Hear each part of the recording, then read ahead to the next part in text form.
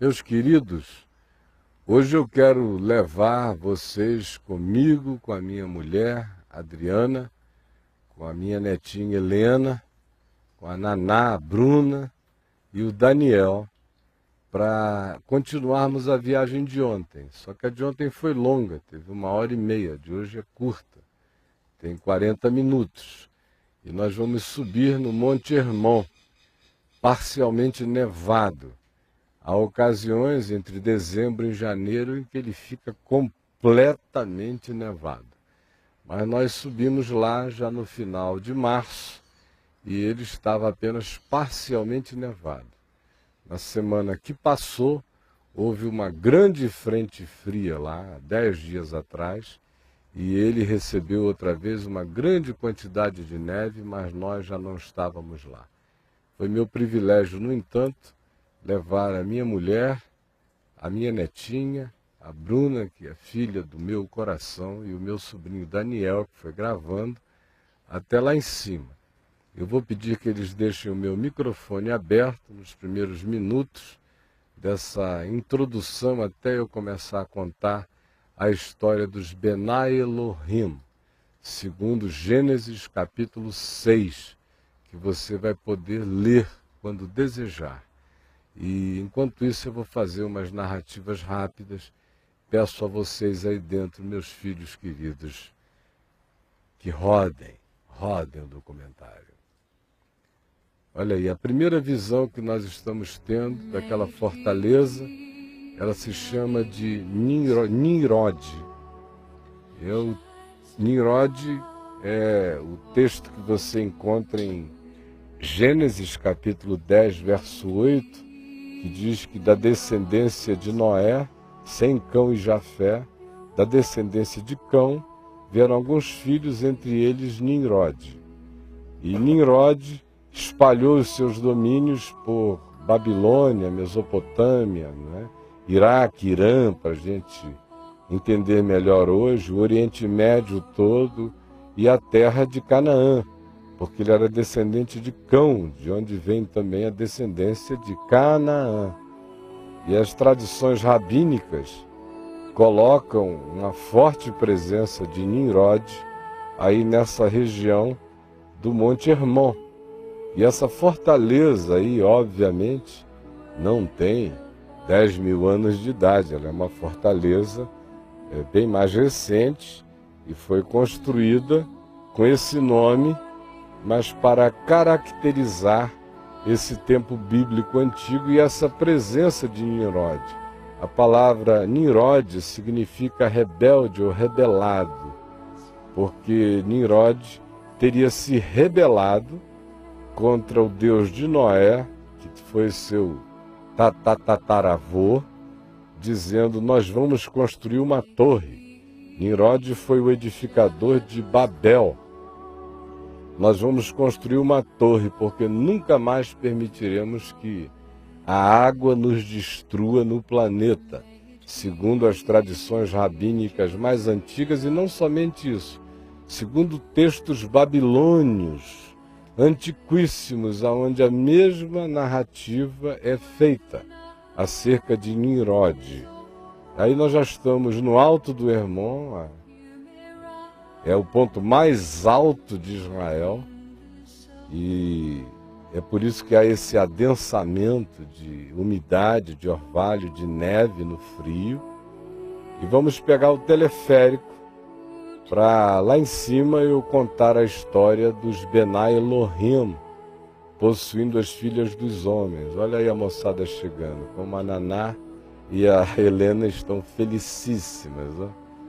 Uma alegria enorme. Eu estou aí comprando os bilhetinhos e a Adriana e eu fomos subindo, a Bruna e a Helena juntas e o Daniel solitariamente num dos teleféricos gravando. Uma quantidade razoável de crianças brincando, isso já era por volta das 3 horas da tarde, mais ou menos, quando a gente chegou lá. Quase todas as crianças que passavam aí do lado me perguntavam, né? Você tem Facebook? Do you have Facebook? Eu fiquei impressionado como o Facebook é uma coisa extraordinária na cabeça dessa geração em qualquer lugar da Terra.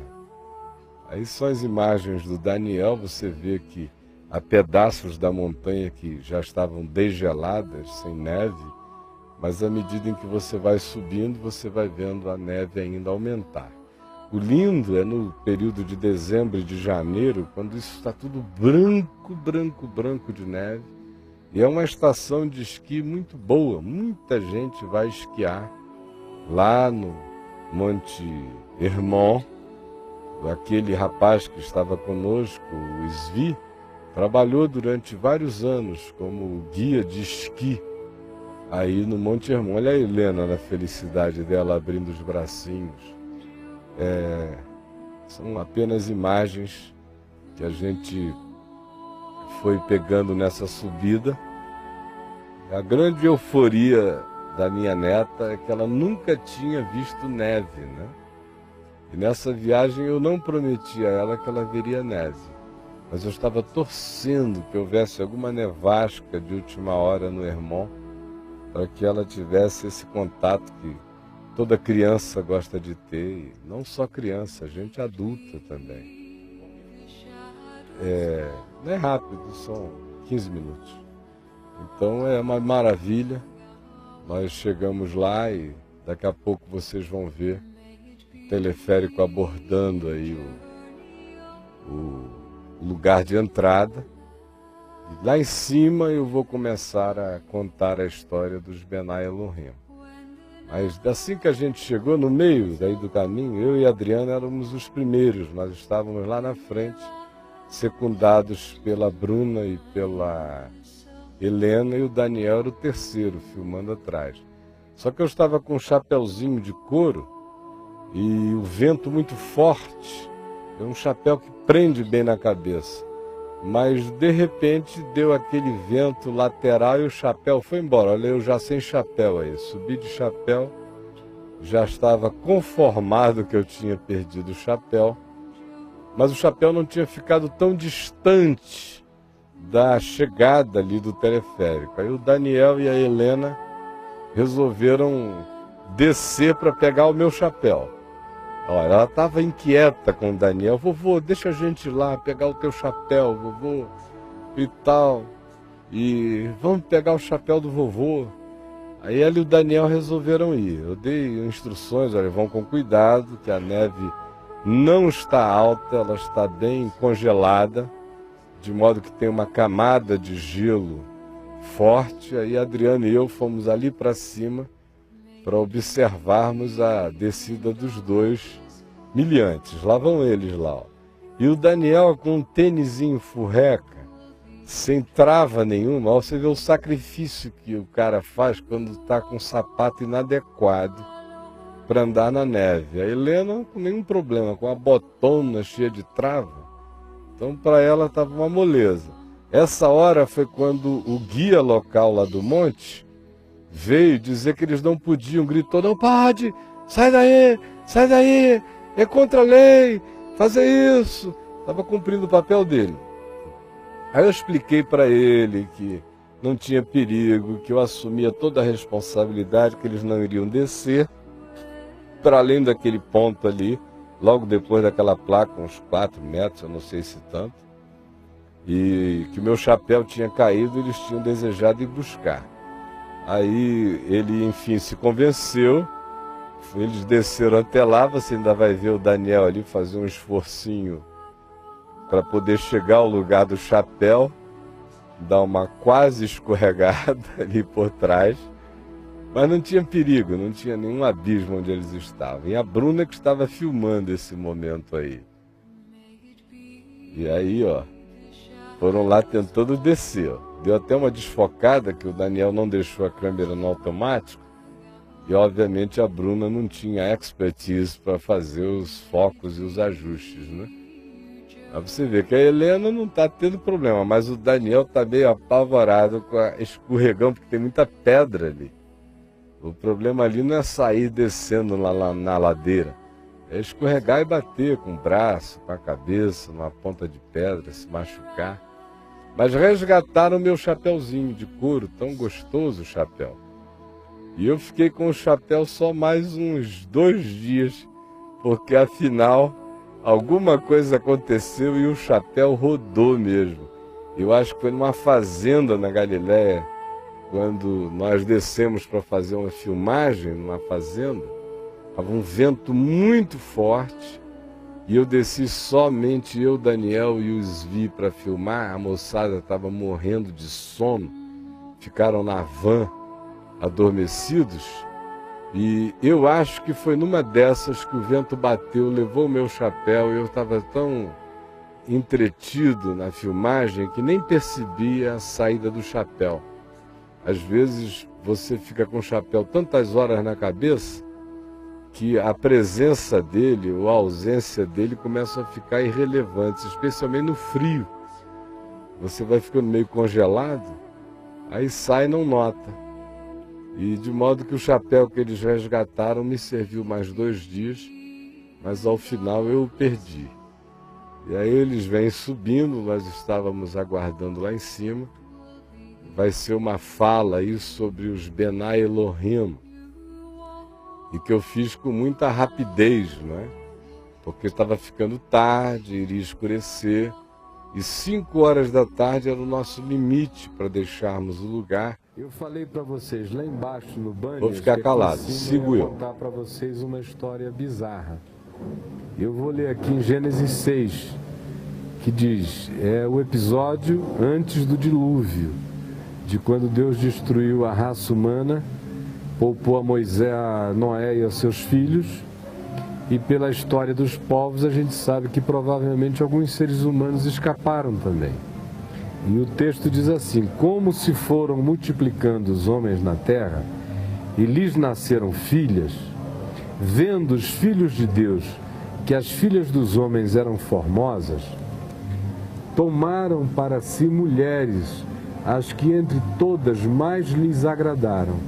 Então disse o Senhor: o meu espírito não agirá para sempre no homem, pois este é carnal, e os seus dias serão 120 anos. Ora, naquele tempo havia gigantes na terra. E também depois, quando os filhos de Deus possuíram as filhas dos homens, as quais lhe deram filhos. Estes foram valentes, varões de renome na antiguidade. Viu o Senhor que a maldade do homem se havia multiplicado na terra, e que era continuamente mau todo o desígnio do seu coração. Então se arrependeu o Senhor de ter feito o homem na terra, e isso lhe pesou no coração. Disse o Senhor: farei desaparecer da face da terra o homem que criei, o homem e o animal, os répteis e as aves do céu, porque me arrependo de os haver feito. Porém Noé achou graça diante do Senhor. Eis a história de Noé. Noé era um homem justo e íntegro entre os seus contemporâneos. Noé andava com Deus. Noé gerou 3 filhos, Sem, Cão e Jafé. E aí, aqui se diz que a terra estava corrompida à vista de Deus, cheia de violência. Viu Deus, e eis que tudo estava corrompido, porque todo ser vivente havia corrompido o seu caminho na terra. A história bizarra que eu falei que ia contar é essa aqui. Porque na leitura que eu fiz aqui, o que dá para entender de imediato? O que se diz é que os homens se multiplicaram e lhes nasceram filhas, certo? Aí diz assim: os filhos de Deus, vendo os filhos de Deus que as filhas dos homens eram lindas, tomaram dentre as mulheres as mais bonitas, as que eles quiseram mais. E desse casamento surgiram gigantes, e que se tornaram os varões, os homens renomados em toda a antiguidade. Por causa disso é que veio o dilúvio. Então, por que será que filhos de Deus escolhendo filhas dos homens para casar, isso seria uma coisa tão ruim? Ó, eu escolhi uma mulher bonita para casar, eu sou um filho de Deus, E se eu tivesse que escolher entre mulheres, meu coração preferencialmente, como eu sou um ser humano, iria naturalmente se inclinar a gostar de uma mulher bonita por fora e por dentro, que foi a bondade que Deus me deu. Porque a Bíblia diz que quem acha uma esposa encontra bondade diante de Deus, especialmente quando é uma esposa bonita por dentro e por fora. Então não tem nada errado nisso. A Bíblia louva a beleza, o encontro, a poesia, o amor. Não tem nada errado. Você vê na narrativa bíblica, de vez em quando, a expressão que diz "e fulana", referindo-se a uma mulher, era bela. E com isso não se está falando nada ruim. E nem tão pouco que é ruim encontrar um homem se apaixonar por uma mulher bela e casar com ela. Então a questão é, quem são esses filhos de Deus? E é aqui que aquela sua Bíblia hebraica ajudaria bastante. Na diferença, sabe por quê? Porque filhos de Deus aqui, no hebraico, é a expressão Benai Elohim, que é uma expressão que designa anjos e não homens. Anjos.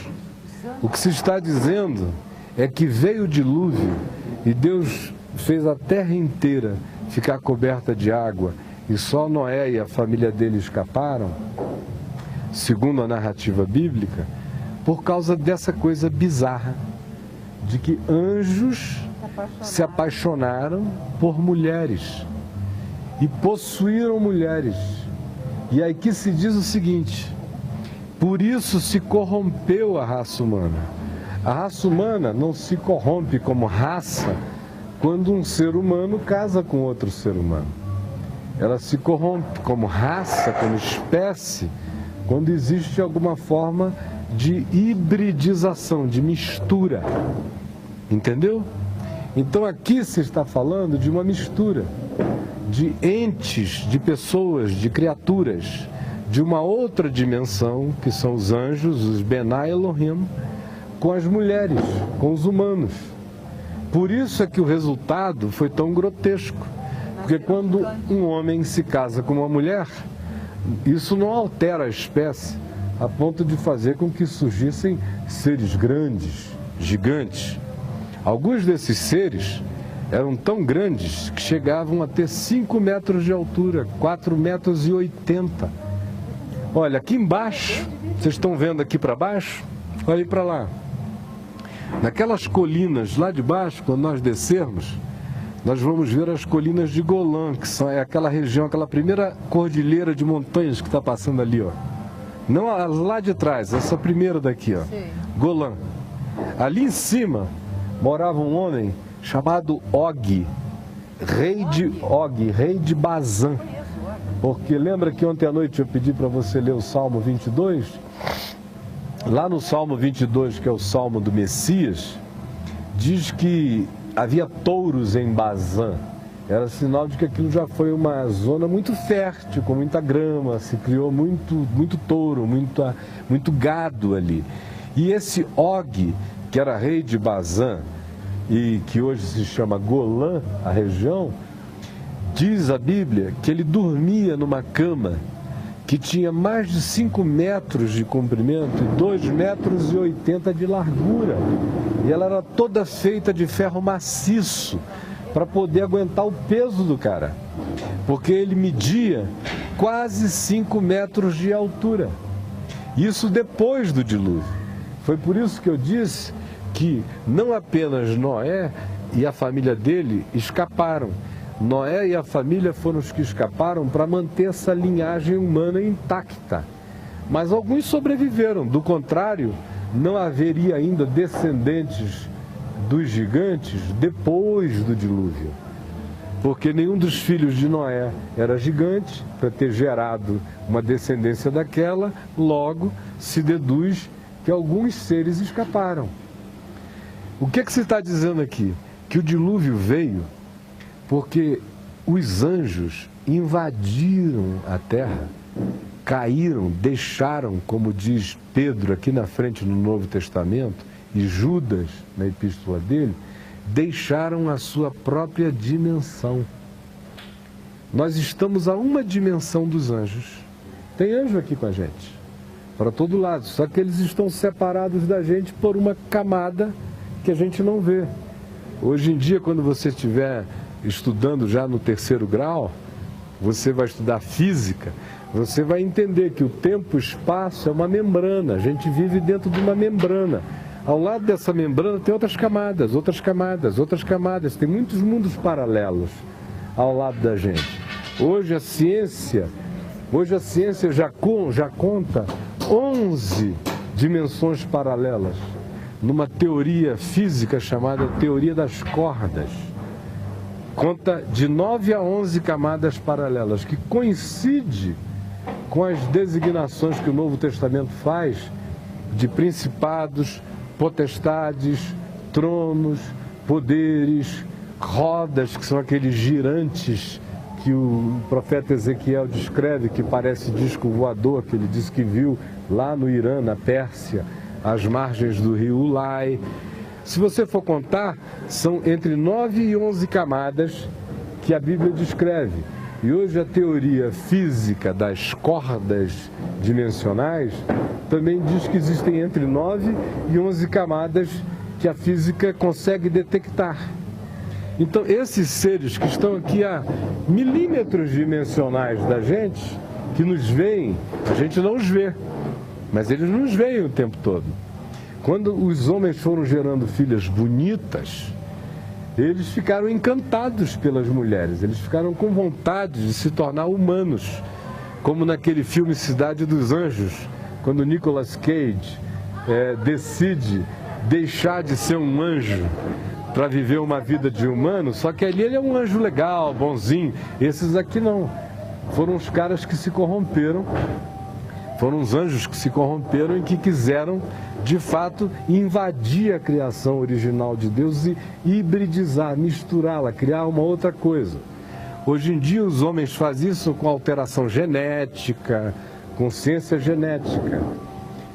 Aqui na antiguidade, eles fizeram isso tendo relações sexuais com as mulheres, eles as possuíram. E o que nasceu das mulheres foram esses seres que já não eram completamente humanos. Eles eram meio anjos e meio homens. Meio anjos e meio homens. Gigantes. Quer dizer, anjos caídos, né? Que se tornaram. A Bíblia só diz que eles geraram varões de renome. Agora, se nasceram mulheres também dessa mistura, eu não sei. A descrição aqui só fala do sexo masculino. E que eles se tornaram os varões que dominaram a antiguidade, os homens da antiguidade. Todas as culturas da Terra contam a mesma história. Os gregos falavam dos titãs, que eram seres dessa mesma natureza. E os filhos dos deuses. O Flávio Joséfos, que eu falei sobre ele lá embaixo hoje, descreve nas antiguidades, falando com os romanos e com os gregos, ele disse: vocês, ó romanos e gregos, fiquem sabendo que aqueles a quem vocês chamam de deuses e de titãs são aqueles que o Gênesis diz que são o fruto da união de anjos com mulheres humanas.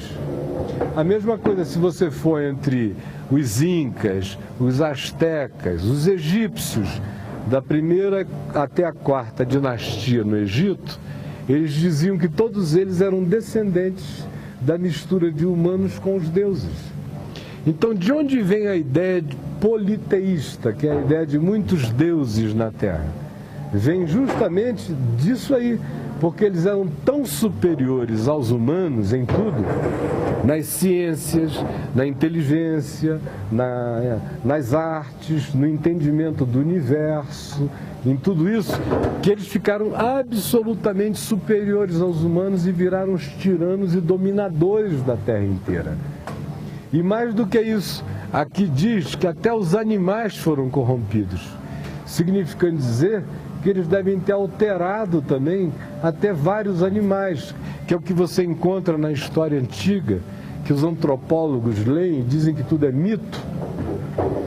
É quando você ouve falar daqueles animais esquisitos, animais metade homem, metade bicho, coisas as mais estranhas, podem ter sido resultado desse tipo de intervenção que fez Deus dizer: não dá para acabar só com a raça humana, eu vou ter que recomeçar o mundo. Daí a história de Noé ser uma história de humanos e de animais que foram preservados para o recomeço de toda a vida. E a Bíblia diz, quando se refere a esse tempo, antes do dilúvio, chama essa civilização que viveu e existiu durante milênios. Não foi curto esse período, foi desenvolvidíssimo esse período. Chama de mundo antigo.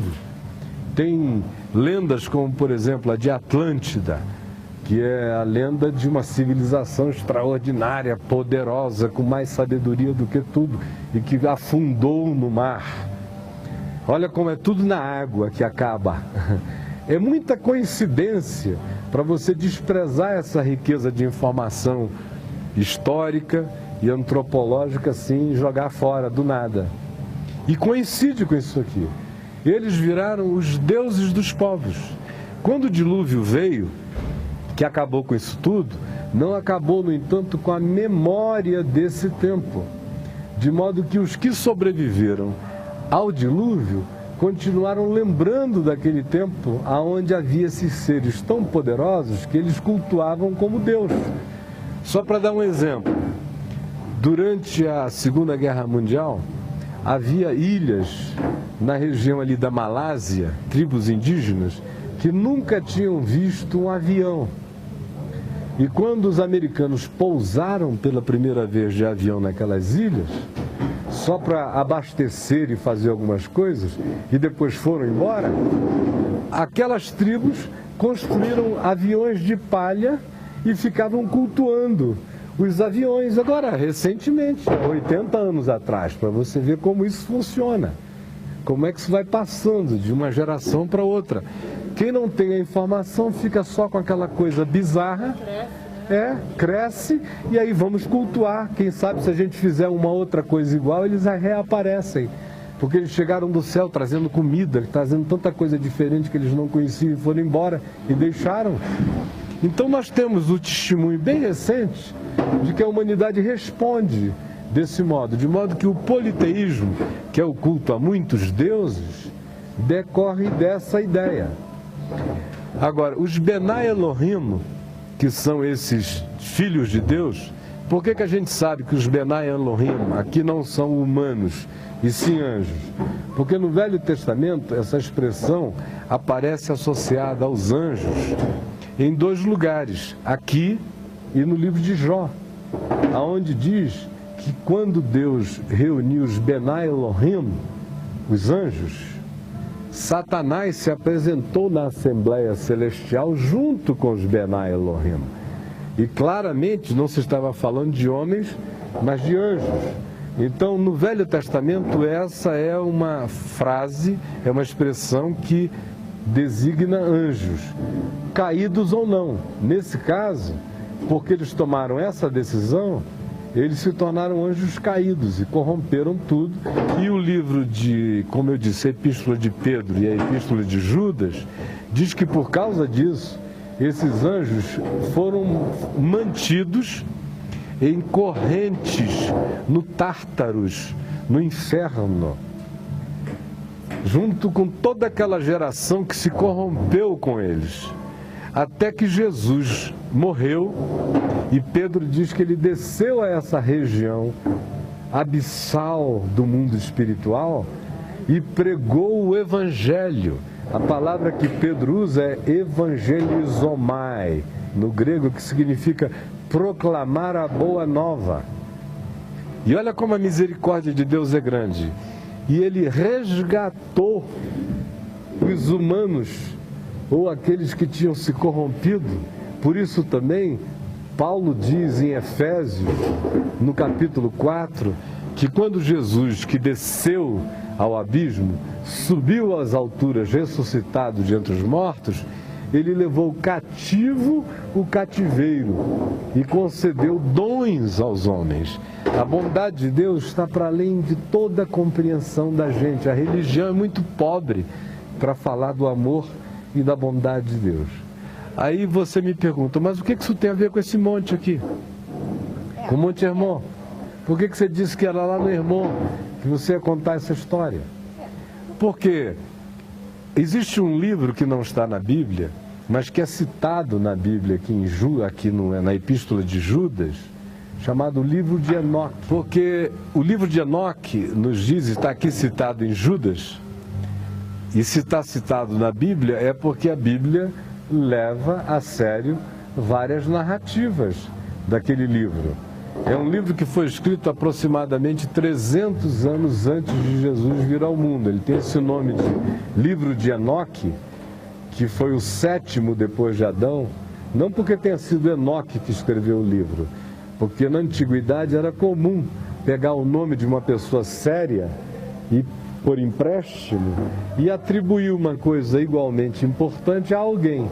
Como Enoque, aqui no livro de Gênesis, é um homem que andou com Deus a tal ponto de que ele foi arrebatado para o céu como Elias, que foi levado no redemoinho. Enoque foi tomado para Deus, ele não viu a morte, ele foi arrebatado. Então ele tem um status espiritual de uma pessoa ultra especial, que conhecia a intimidade de Deus. E ele foi contemporâneo dessa época aqui, o Enoque. Então, essa época é bizarra. Então, quando escreveram o livro de Enoque, deram esse nome de Enoque porque ele foi contemporâneo, e dentre os contemporâneos, o mais especial de todos, a ponto de não ver a morte, de ter sido arrebatado aos céus.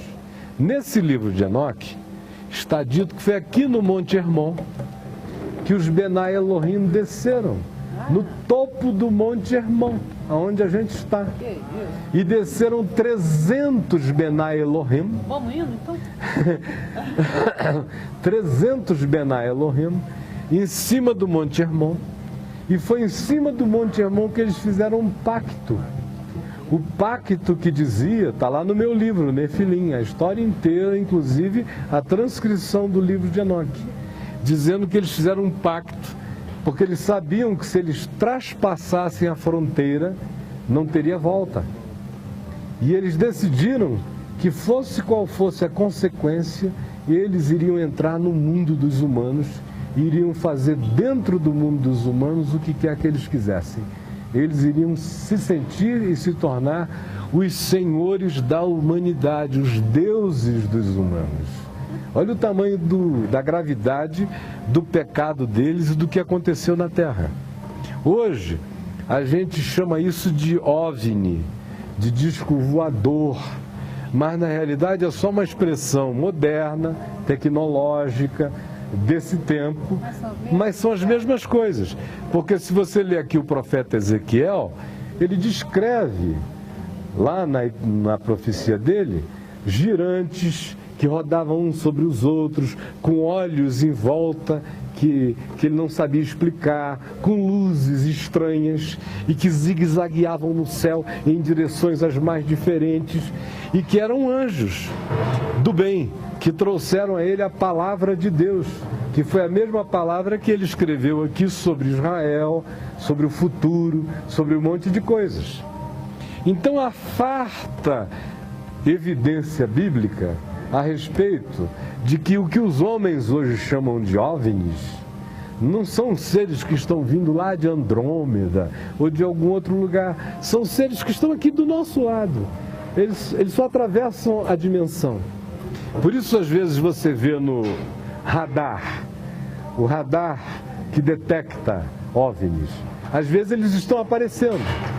Aí vão caças atrás deles, eles brincam com os caças para lá, para cá, ninguém consegue acertá-los. De repente, o piloto do avião está vendo eles, mas eles desapareceram no radar. Outras vezes, eles estão aparecendo no radar, mas o cara não está conseguindo enxergar a olho nu. Outras vezes, eles estão aparecendo aos olhos e aparecendo no radar. O que é uma demonstração de que eles passam de uma dimensão para outra com a maior facilidade. Agora, Quando um anjo vem, e eles têm muitas formas, existem vários níveis de anjos. Tem anjos, tem arcanjos, tem querubins. Diz, é tudo da Bíblia que o vovô está contando. Anjos, arcanjos, serafins, querubins, principados, potestades, poderes, tronos, as rodas, os girantes. São muitas camadas de dimensões. Quando eles vêm da parte de Deus, eles vêm porque Deus envia. Porque a Bíblia diz que os anjos são espíritos enviados da parte de Deus, ministradores de graça e de salvação. Anjos de Deus só atravessam essa dimensão com ordem de Deus. Por isso que anjo significa mensageiro. MSN. Não é menina sem noção, é messenger, mensageiro. Anjo significa isso, ele não vem para ficar ali sentado com a gente, ele vem com permissão dele e volta. Eles não recebem a ordem de ficar se metendo na vida da gente. Agora, quando eles rompem o vínculo dele com Deus, a relação deles com Deus, a obediência deles a Deus, aí eles viram satanases, eles viram como Satanás, que já foi um querubim elevadíssimo e resolveu que ele queria ser maior do que Deus e não queria se submeter a Deus, ele virou diabo. Então, quando esses seres tomaram essa decisão, de acordo com o livro de Enoque, aqui em cima do Monte Hermon, e fizeram esse pacto, eles sabiam que não ia haver retorno. E foi uma coisa totalmente deliberada. Eles disseram, não, quem vai mandar na terra somos nós.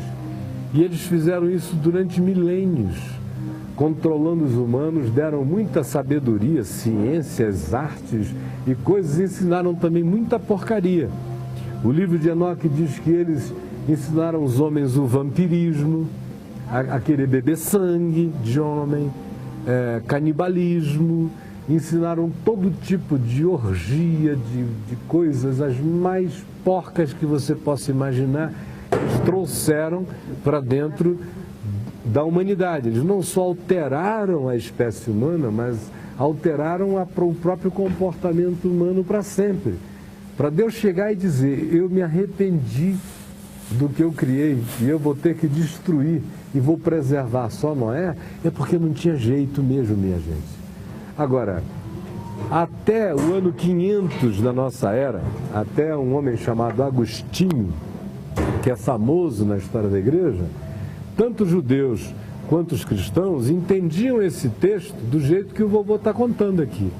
Foi só depois de Agostinho que eles começaram a dizer, não, essa é uma ideia bizarra demais, de homens se misturarem com anjos. Anjo não deve ter sexo. Eles começaram com essa história.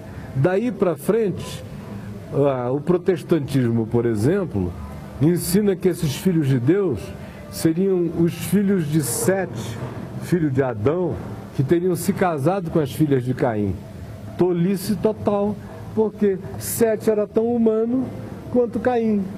Portanto, no máximo o que aconteceria seria uma alteração cultural, mas não iria fazer uma mudança genética, não iria produzir gigantes, não iria produzir uma corrupção que alterasse até os animais da Terra. É grave o que está sendo dito aqui. E o que está sendo dito aqui está acontecendo de novo na humanidade com uma intensidade enorme. Nunca parou de acontecer. Nunca parou. Sempre tem seres de outra dimensão querendo penetrar a nossa para nos corromper. Seja de maneira invisível, como acontece com tentações, com tudo isso que a gente vive o tempo todo. Tem esses espíritos mais baixinhos, que são os demôniozinhos que possuem pessoas, que a gente conhece essas manifestações, mas isso aí é café pequeno.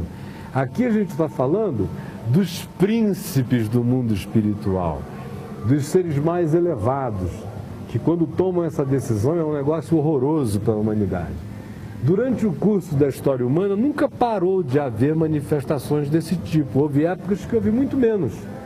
Mas nós estamos outra vez vivendo uma época na humanidade onde esse negócio está enchendo o mundo para todo lado. E Jesus disse que nos últimos dias haveria muitos sinais do céu e nos céus, e muitas coisas espantosas que os homens não acreditariam. Agora mesmo, há um mês atrás, houve uma aparição de um OVNI em cima da mesquita de Omar, do Domo da Rocha, lá em Jerusalém, que está em vídeo, e que os cientistas examinaram, os especialistas em vídeo, disseram que não é uma falsificação, que é um negócio autêntico e sério. No mundo inteiro isso acontece. Só na Inglaterra, em 2009, durante 3 meses, houve 300 manifestações visíveis, filmadas, vistas por milhares de pessoas. Eu já vi 2 vezes na minha vida. A primeira vez eu vi com meu pai e com 12 ou 13 amigos meus, quando a gente ia para um jogo de futebol em Itaperuna. E eu tinha entre 13 e 14 anos de idade, ia jogar bola lá. Eram umas 11 horas da manhã quando meu pai viu no céu aquela esfera brilhando, parada no meio do céu. Nós paramos o carro, era uma Kombi, saímos todos de dentro do carro, ficamos olhando para aquela coisa ali, perplexos. Papai era um homem muito racional, sério pra caramba nas observações dele, científicas, físicas. Ele tentava eliminar todas as causas racionais possíveis. Mas naquele dia ele ficou olhando e de repente nós todos parados, eu falei: papai, o que é aquilo? Ele falou: olha, não é nada dessa vida, não é balão meteorológico, não é coisa nenhuma. Nós olhando ali, alguns minutos olhando para aquilo, de repente o negócio sumiu. A outra vez foi em 1974, mais ou menos em novembro de 74, eu estava numa classe de física na escola, à noite, com a minha turma toda na escola técnica. O professor Bessa, meu professor de física, estava dando a aula. Quando a gente ouviu aquela gritaria, nós corremos para a janela, vinha passando em cima um negócio que não dá para eu te descrever. Aos meus olhos não parecia redondo, parecia assim uma traça, Só que era um negócio que, se você somasse vários aviões jumbos, pusesse juntos, não dava o tamanho daquilo. Bem devagarzinho, passando sobre a nossa cabeça, sem fazer nenhum barulho. Então eu vi lá com a turma inteira aquela coisa enorme passando sobre a nossa cabeça. Não só eu, mas os 3 ou 4 mil alunos da escola correram todos para o pátio para ver. A gente ficou vendo aquela coisa, olhando para cima. E a sua avó, Aldinha, junto com o pai dela, que era capitão dos portos de Manaus, ficou vendo aquilo lá em cima do Rio Negro, enorme, como se fosse um navio no céu, imenso. Ficou vendo aquilo por cerca de 15 minutos, até que de repente ele simplesmente desapareceu. Foi embora. Ele foi embora? Quando cair vai embora e desaparece. Pois bem, o que eu estava dizendo lá é que foi, de acordo com o livro de Enoque, aqui em cima do Monte Hermon, que esses Benai Elohim fizeram esse pacto de invasão da terra, de corrupção da espécie humana. E eu também estava dizendo que nesses dias o aumento dessas coisas, para mim, é minha opinião, isso não é nenhuma revelação de Deus, é só uma opinião humana. Para mim, é um sinal claro de que nós estamos chegando naquela época final. Por quê? Porque Jesus disse: assim como foi nos dias de Noé, assim será nos dias da vinda do Filho do Homem.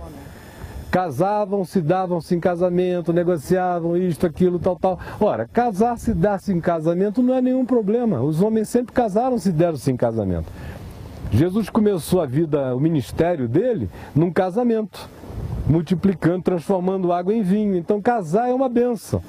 Ele não estava se referindo ao ato de um homem casar com uma mulher, ele estava se referindo à mistura, à hibridização, para ser uma coisa grave, como foi grave naquele tempo. Então, aqui em cima desse monte, de acordo com o livro de Enoque, foi onde essa confusão se estabeleceu. E hoje, com o aumento disso, para mim esse é um dos sinais de que a gente está se aproximando de uma época idêntica, porque como foi nos dias de Noé, assim será nos dias da vinda do Filho do Homem.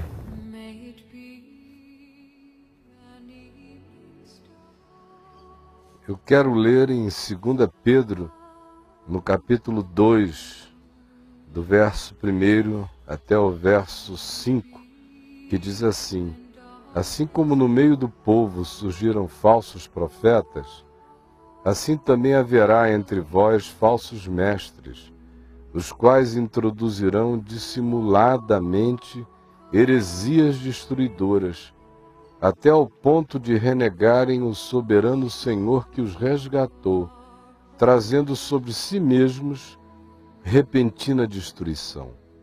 E muitos seguirão as suas práticas libertinas, e por causa deles será infamado o caminho da verdade. Também movidos por avareza, farão comércio de vós com palavras fictícias. Para eles o juízo lavrado a longo tempo não tarda, e a sua destruição não dorme. Aí olhe com que Pedro ilustra o que ele estava dizendo acima sobre a corrupção dos anjos do Evangelho, dos pregadores do Evangelho que viram falsos profetas.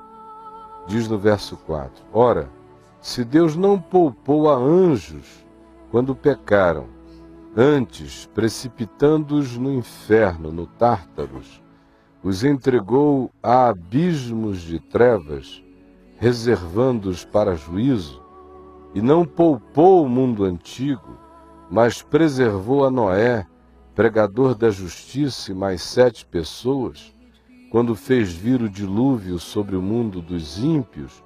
Aí ele associa isso a Sodoma e a Gomorra, vai associando tudo isso à tentativa humana de corromper o Evangelho, e vincula essa tentativa de corromper o Evangelho à ação que houve da parte de anjos nos dias de Noé, corrompendo a espécie humana.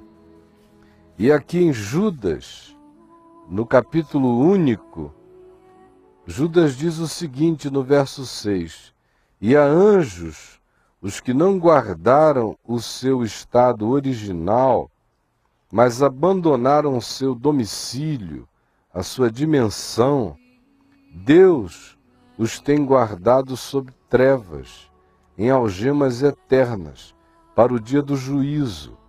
Aí associa isso de novo à prostituição, à mistura em Sodoma e Gomorra, e vai falando da perversão dos anjos humanos, que são os pregadores do Evangelho, que vão virando também falsos profetas, até o ponto de que ele descreve e associa isso tudo que ele vem dizendo no verso 14 ao livro de Enoque, quando ele diz, quanto a estes, foi que também profetizou Enoque, o 7º depois de Adão, dizendo, eis que veio o Senhor entre as suas santas miríades, para exercer juízo contra todos e para fazer convictos todos os ímpios, acerca de todas as obras ímpias que impiamente praticaram, e acerca de todas as palavras insolentes que ímpios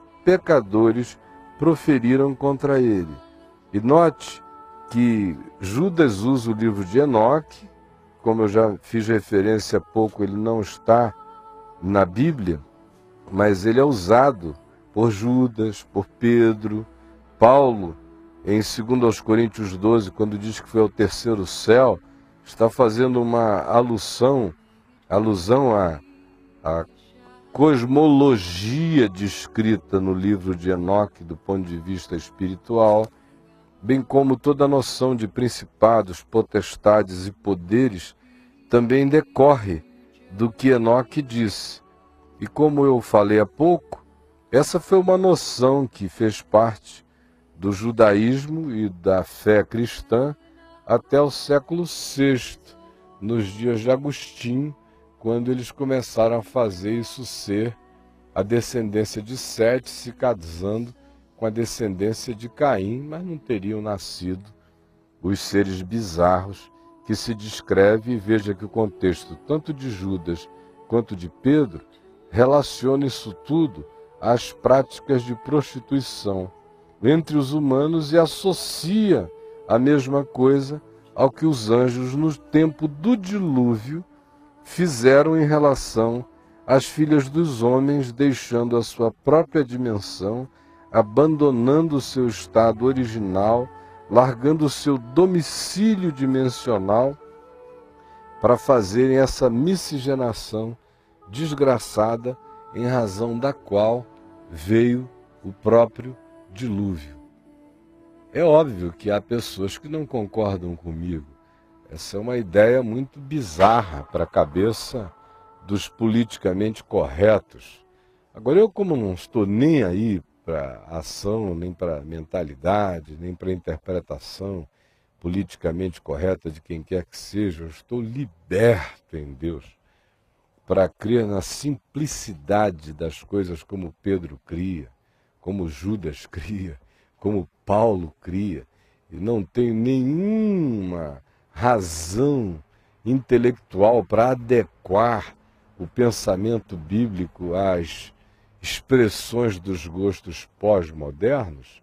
Estou aqui com a cara livre e limpa para dizer que eu creio que o que aconteceu nos dias do dilúvio foi essa miscigenação dos Benai Elohim, desses que o livro de Enoque chama de os vigilantes. Na realidade, essa é a linguagem que o livro de Enoque usa. Os vigilantes desceram sobre o monte Hermon. E é também uma expressão que o livro de Daniel usa, e o livro de Ezequiel, quando fala algumas vezes de anjos, fala os vigilantes, o vigilante que vi vindo trazer a mensagem, o vigilante que me apareceu, de modo que as linguagens são tão próximas que só mesmo o indivíduo tomado pela impossibilidade de crer, dada as conjunturas acadêmicas da modernidade e da pós-modernidade, é que ficam com essa dificuldade. E, a meu ver, tanto Judas quanto Pedro fazem uma junção inequívoca entre a ação humana dos anjos humanos, os pregadores, os que deveriam ser os mensageiros da palavra incorruptível e que se corromperam nas suas motivações, nas suas ganâncias, nas suas avarezas, nas suas cobiças e nas suas libertinagens, com os anjos, conforme eles ilustram, sem pudor. E é na mesma ausência de pudor que caminha a minha própria vida. De modo que eu queria dizer a você o seguinte: nós vamos chamar um intervalo musical de uns 5 a 10 minutos, e é o tempo que eu quero que você se prepare, se você desejar, fazer perguntas sobre este assunto. Agora são 10h10 da manhã. Nós teremos aí uns 45 minutos para respondermos a esse tipo de perguntas, se você quiser. E se elas renderem muito mais de acordo com o genuíno interesse de vocês, nós iremos até onde e até quando o tempo der ao meio-dia. Do contrário, aí por volta de 11 horas da manhã, eu mudarei de assunto. Está certo? Mas se você quiser, o chat está aberto. Mais do que isso, logo depois eu também vou abrir a oportunidade para 3 ou 4 telefonemas para pessoas que queiram perguntar, mas não agora. Isso só vai acontecer, o telefonema, na hora que o número aparecer, não antes. Senão você vai ligar e o Judá vai dizer ali dentro que não está na hora. Mas quando o número aparecer, você pode então telefonar acerca deste assunto. Está bom?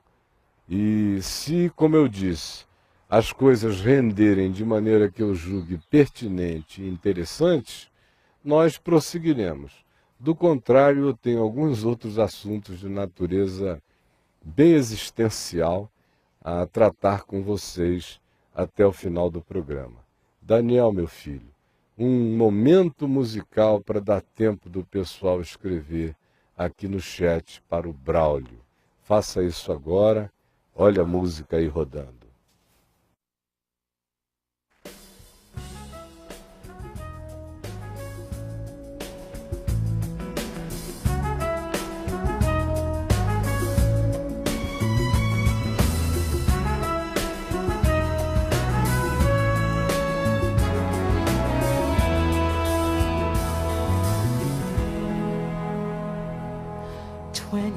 years ago, I would have told you that the world was round,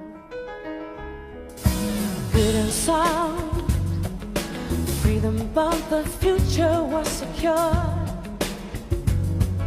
And now I'm not so sure. It seems like gravity has been reversed and getting worse, and nothing works and everybody hurts. Yes, there's a trail of tears down through the years of broken hearts. It's still so hard to let the sun shine in. Love's the answer.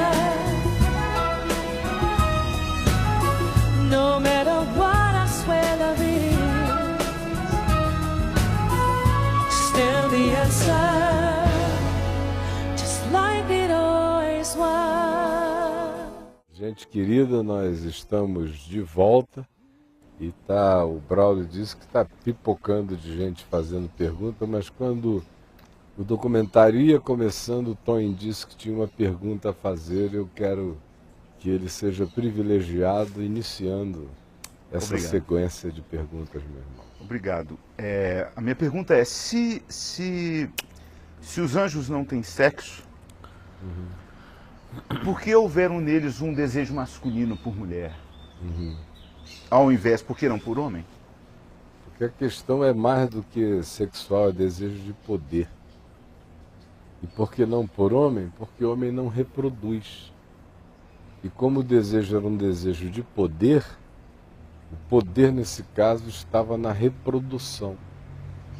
Quando, em relação à sexualidade, Jesus diz que eles não se casam e não se dão em casamento entre eles, porque eles são da mesma natureza, eles não se reproduzem. E a segunda coisa, eles não se reproduzem entre eles, mas em momento algum se diz que eles não têm o poder de se reproduzirem na medida em que eles têm capacitações extraordinariamente superiores à própria condição biologicamente sexual dos humanos. Hoje em dia, nós humanos, que somos seres finitinhos, pequenininhos dessa dimensão, conseguimos clonar, conseguimos geneticamente alterar, conseguimos fazer reproduções artificiais que vão do mundo vegetal ao mundo biológico, ao mundo animal, e nós somos seres muito inferiores na nossa compreensão do universo, da natureza das coisas. Então imagine essa mente hipercientífica, se você quiser usar uma linguagem pobre, que os anjos possuem. É que a nossa mentalidade acerca dos anjos está condicionada a essa coisa barroca, horrorosa, pequena, pobre. Eu nunca consegui pensar em anjo com essas categorias. A primeira vez que eu perguntei ao meu pai quem era Satanás, ele começou dizendo o que ele cria que a Bíblia dizia. Sabe como é que ele concluiu? Ele concluiu: meu filho, pegue um psicólogo genial, usando mais do que todo o potencial que a mente humana tem, e que tivesse tido a capacidade de aprender com todas as culturas desde o início da civilização humana, e esse indivíduo ainda seria uma topeira perto da capacidade de observação, de saber, de compreensão que Satanás e anjos possuem de nós, da nossa natureza, do nosso mundo e de tudo mais. Então, desde garoto na fé, que a minha compreensão sobre os anjos nunca viajou pela dimensão limitante do cristianismo, da cultura barroca, que é o que prevalece entre nós até os dias de hoje. Então, por que mulheres e não homens? Porque homens não reproduziam. E a questão deles, mais do que uma questão de tesão, era uma questão de reprodução, de corromper a natureza das coisas. Eles quiseram penetrar na criação como deuses dos humanos e gerarem entre os humanos aqueles que seriam, dentre os humanos, os grandes poderosos da antiguidade, conforme o livro de Gênesis nos diz. E diz que foi por causa dessa miscigenação que corrompeu a criação, não apenas a cultura humana, mas a natureza humana, é que veio o dilúvio. Do contrário, meu amigo, corrupção humana por corrupção humana, a gente tinha que ter um dilúvio a cada geração, não é? Mas é porque a coisa atingiu um nível tão horroroso que Deus separou a Noé e a sua casa para zerar a quilometragem. E o corte que o Velho Testamento faz, e o Novo afirma com mais veemência até do que o Velho, dizendo que Deus sepultou o mundo antigo, deixa muito claro que houve, de fato, um corte. Do contrário, a humanidade não teria chegado como humanidade até os nossos dias, sob hipótese alguma. E como eu fiz referência rápida ali, contando aquela história que não pôde ser mais longa, porque eu não sei se você observou, tinha uma senhorinha varrendo ali atrás da gente, fazendo uma barulheira terrível. Ia se aproximando às 5 horas da tarde, aí chegou uma hora que ela me interrompeu, por isso subitamente eu já apareci do lado de fora, com a Helena se vestindo, porque estava frio. E porque eu disse, vamos parar aqui, vamos terminar ali fora.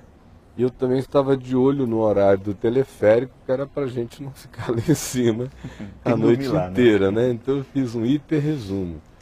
Mas na realidade, a quantidade de testemunhos dos povos, os testemunhos culturais e antropológicos, são todos coincidentes. E até mesmo o chamado mito de Atlântida, né, que Platão narra, e Platão é levado a sério em tudo, menos em relação a Atlântida. Na Atlântida ele virou uma analogia, quando na realidade ele estava descrevendo uma história que é comum, eu poderia chamar de o dilúvio de Platão. A história de Atlântida coincide com a da Bíblia, coincide com Joséfos nas narrativas dele, nas antiguidades, coincide com o que os egípcios contam, os gregos contam, os povos antigos de todos os lugares remotos carregam essa memória.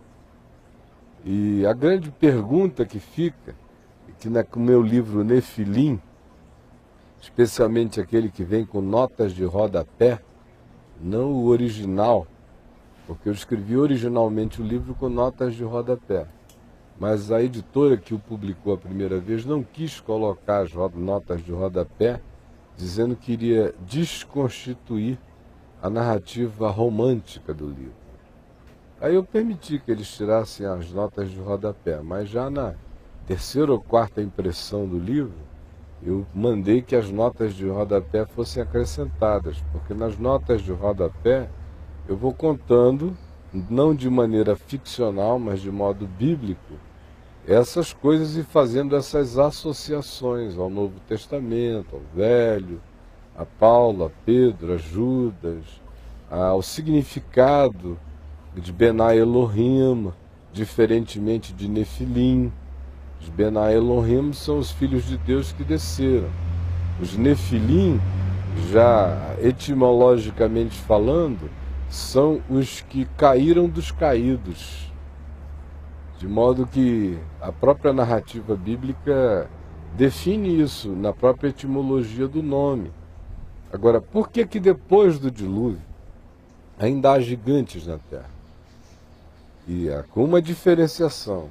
Os gigantes que a gente encontra antes do dilúvio parecem ter tido um poder extraordinário em misturarem elementos naturais e biológicos dos humanos com capacitações sobre-humanas, supra-humanas, para a gente não dizer sobrenaturais, mas supra-humanas.